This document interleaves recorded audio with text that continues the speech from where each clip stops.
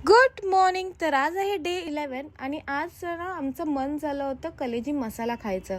So मग मी आहे ना जाऊन बाजारातून मस्तपैकी फ्रेश कलेजी घेऊन आली आणि तिला साफ वगैरे करून ठेवलं. त्याच्यानंतर मी घेतला कांदा, टमॅटो, अद्रक, लसूण, मिरची आणि कढीपत्ता आणि ह्या सगळ्यांना आहे ना मिक्सरमध्ये चांगल्यापैकी ग्राइंड करून घेतलं आणि अशी पेस्ट करून घेतली.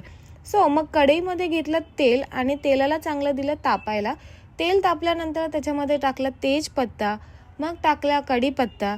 तसा हा कढीपत्ता ना आमच्या घरच्या झाडाचा आहे आणि त्याच्यानंतरला मग जेवढी पण पेस्ट आपण केली होती ती सगळी टाकली आणि चांगली भाजून घेतली.